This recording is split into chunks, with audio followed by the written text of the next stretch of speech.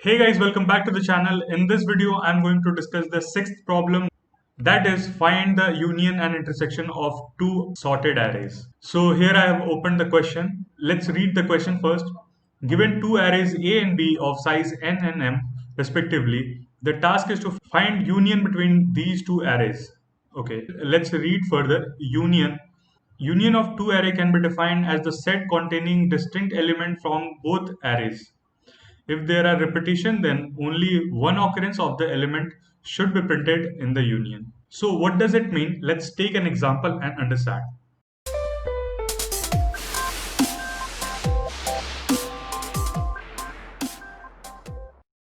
So let's take two arrays, for example, 1, 2, 3, 4, 4, 5. Okay, and let's take another array, 1, 2, 2, 3, 4. So the resulting union according to the question will look like 1, 2, 3, 4, and 5. All right, and our output should be 5, as the question says. I mean, the output format says corresponding to each test case, print the count of union element of two arrays. Okay, so that's why we will print 5, because the number of elements inside the resulting union array is 5. Okay, so come, let's see how we can code this. Before coding, let's read the input format first. The first line of input contains the integer t denoting the number of test cases, and then nm, the size of the array, and then take the input array. Okay, so let's take the test case input.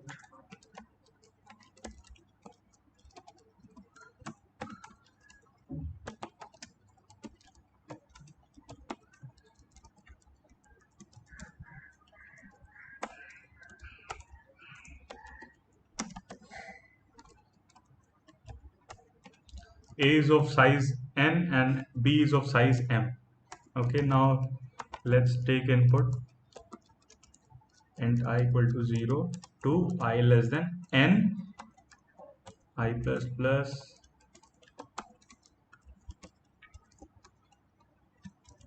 and similarly, but in this case loop through m, and this will be B. Okay, so now what we can do is we can simply use unordered map, which is of constant time complexity. So let's initialize unordered map.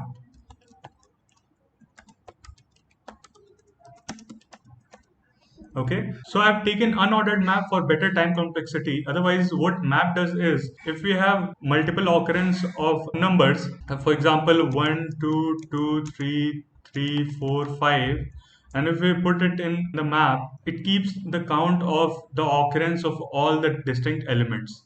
For example, 1 occurs 1 times, 2 occur 2 times, 3 occur 2 times, 4 occur 1 times, 5 occur 1 time. Okay, so this is how the map keeps the account of all the frequencies of the elements inside the array. Okay, so what I'll do is I'll just simply put the array element inside the map. Okay,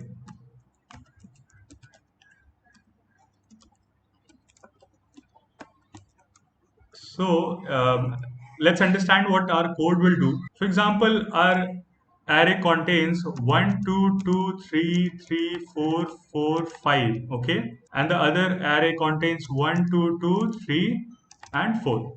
Okay, so our map will contain one occur two times, combining all the elements from both the arrays, two occur four times, three occur three times, four occur three times, five occur one time.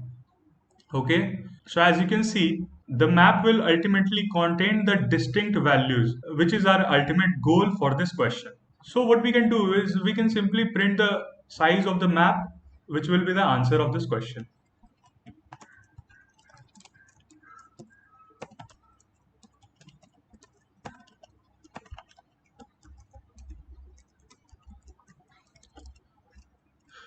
Okay, let's take the input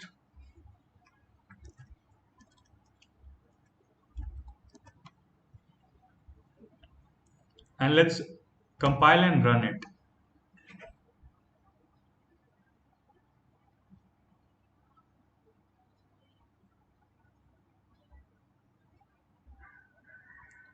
So our answer is 5 and 7. Let's see whether it is correct or not.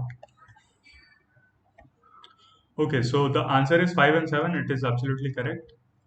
So guys, this was the approach of linear time complexity. I have one more approach with me.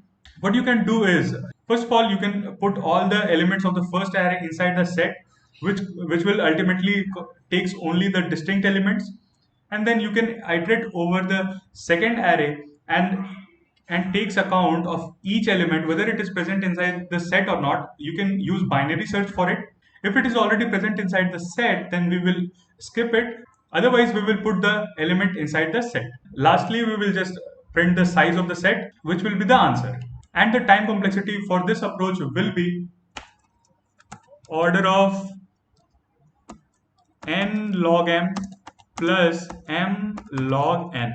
Okay. So guys, this is it. If you like the video, give it a thumbs up. And if you have any doubt, please comment down below in the comment section. Also, if you are new here and if you haven't subscribed the channel yet, please subscribe the channel and press the bell icon so that you will be notified whenever we upload a new video. Thanks for watching this video. See you in the next one. Till then, bye-bye.